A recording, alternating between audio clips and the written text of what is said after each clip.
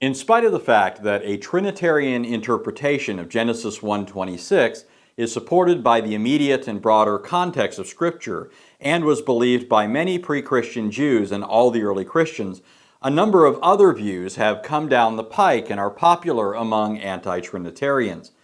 Most of these views have gone the way of all the earth, but two are still with us and deserve a proper burial. The first view on offer is known as the plural of majesty or royal we interpretation. On this view, when God said, "Let us make man in our image according to our likeness," he wasn't referring to his word and spirit, as one could surmise from the context, but to himself, much like the Queen of England, who famously quipped, "We are not amused." But there are several problems with this interpretation. First, although this view is wildly popular, it's altogether rejected by Hebrew scholars as a viable explanation. While one could loosely use the phrase plural of majesty as a way of referring to the Bible's use of nouns like Elohim for God, which is technically plural in form but ordinarily functions as a singular, this isn't true when it comes to verbs and pronouns or certain participles in Hebrew, such as one finds in the underlying Hebrew text of Genesis 1:26, or companion texts like 3:22 and 11:7, where God likewise speaks in the plural. As the Encyclopedia of Hebrew Language and Linguistics states, the pluralis majestatis appears most frequently in nouns, but may also be used with some nominalized adjectives and some participles. There are no undisputed examples of a pronoun or a verb displaying the pluralis majestatis. "Let us make man in our image" has occasionally been explained as a pluralis majestatis, but comparative Semitic and contextual factors favor other explanations. As well, Gerhard Hazel, a professor of Old Testament at Andrews University, has also rightly pointed out there are no certain examples of plurals of majesty with either verbs or pronouns. The verb used in Genesis 1:26, asa, is never used with a plural of majesty. There is no linguistic or grammatical basis upon which the us can be considered a plural of majesty. Likewise, Klaus Westermann, who was a professor at the University of Heidelberg, said, "The plural of majesty does not occur in Hebrew, so this older explanation has been completely abandoned today." Other standard reference works of Hebrew grammar and scholars of the Hebrew language could easily be quoted, such as H.F.W. Gesenius and Emil Roediger. To a man, all reject the notion that the plural of majesty was a convention of speech or feature of the Hebrew language at the time Moses wrote the Torah. Second, even if, contrary to fact, the plural of majesty were a bona fide convention of speech in Hebrew, it still wouldn't fit the full range of occasions when God speaks this way. For example, Genesis 3:22 says, "Behold, the man has become like one of us." If this were a true plural of majesty, it would simply say, "like us," not "like one of us." This phrase is discordant with a plural of majesty and stubbornly requires that we view it as a reference to more than one person. Similarly, a plural of majesty interpretation does not do justice to the obviously intended contrast found in Genesis 11:7.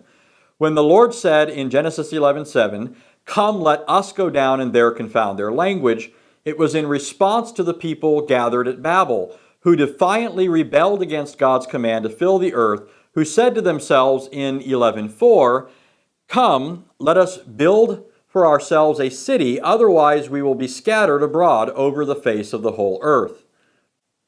The "come, let us" of the tower builders in verse 4 is obviously not a plural of majesty. By the same token, when this is met with the Lord saying, "Come, let us" in verse 7, it's also not a plural of majesty. A final problem that deserves to be mentioned is one briefly stated by Taylor Lewis, a classical and biblical scholar. After mentioning several interpretations that people have come up with, Lewis first makes the same point as other scholars previously mentioned. Of all these views, the pluralis majestaticus has the least support. It is foreign to the usus loquendi of the earliest language. And then he goes on to make the following terse but significant comment, which exposes a problem that often goes undetected. He says, "And it is degrading instead of honoring to deity." Lewis doesn't spell out what he means here. However, it's not hard to see why this would be the case. If God is only one and not both one and many, that is, one in being but subsisting in a rich diversity of attributes and persons in perfect unity, as in the Trinity, then speaking of him in the plural so as to make him appear majestic is actually a way of tacitly saying that he isn't really all that majestic.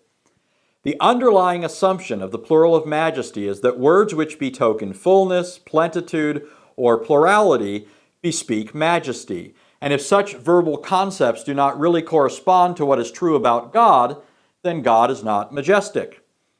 The plural of majesty, then, for all the aforementioned reasons, must be adjudged a royal failure. A second interpretation that enjoys widespread popularity among anti-Trinitarians is that God was speaking to the angels, seeking their help and counsel in the work of creation. If nothing else, this view doesn't try to write off the plurals of Genesis by means of a figure of speech, which is unattested in biblical Hebrew, and recognizes that the language demands a plurality of personal subjects. However, those subjects most certainly cannot be angels or any other creature. The whole thrust of Genesis 1 is that the world and man are the creation of God, not multiple gods or angels as in various creation myths of the ancient Near East. While angels, after their creation, were spectators and joyful celebrants of certain aspects of God's created work, as we're told in Job 38:7, Scripture always ascribes creation to God, never to extra-deical beings like angels, that is, beings outside of the Godhead. Whenever Scripture speaks of man's creation, God is always the subject or agent. For example, 3 times in Genesis 1:27, the verse immediately following 1:26, it says, God created man, he created him, he created them. Genesis 5:1 speaks of the day when God created man. 5:2, he created them, male and female, and he blessed them and named them man in the day when they were created. 6:6, he made man on the earth. 6:7, I will blot out man whom I have created. 9:6, he made man. Deuteronomy 4:32, you created man on the earth. Psalm 89:47, you have created all the sons of men. All such expressions simply and consistently state that God, never angels or other beings, made man. In addition to the fact that Scripture uniformly assigns creation to God, it also categorically states that God alone is creator. He alone has the power and prerogative to create, and no one else helped him in the work or served as his counselor, as we're told in places like Isaiah 40 and Job 38 through 41. The upshot of these passages is especially captured in Isaiah 44:24.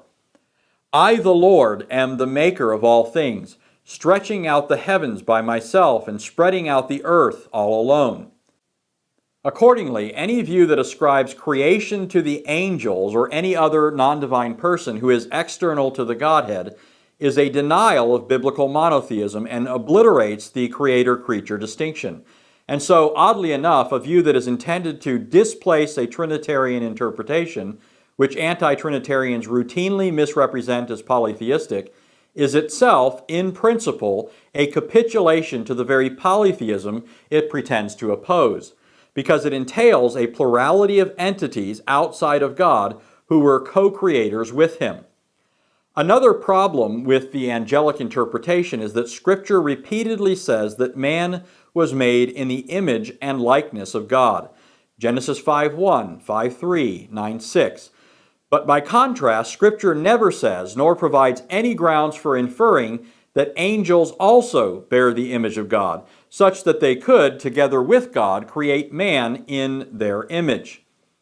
Indeed, while Scripture gives evidence that angels are rational and powerful creatures and that man has for a time been made lower than the angels, because man bears the image of God and as such is the apex of creation, he was destined to be exalted above the angels and crowned with glory and honor, as it says in Psalm 8. For these reasons, the angelic interpretation also must be rejected. There are other explanations people have come up with for the plurals in Genesis 1:26, 3:22, and 11:7, but none have been as persuasive, widespread, or long-lasting as these two. Nevertheless, as we've seen, for all of their persuasiveness and popularity among anti-Trinitarians, both of these views face insuperable problems, being either contrary to the rules of Hebrew grammar or the theological context of Scripture. By contrast to this, as previously shown, a Trinitarian interpretation of Genesis 1:26 as well as 3:22 and 11:7 is consistent with the grammar as well as the immediate and broader context of the Bible. And these passages aren't alone. In the next video, we'll see further evidence from Genesis that God is multi-personal.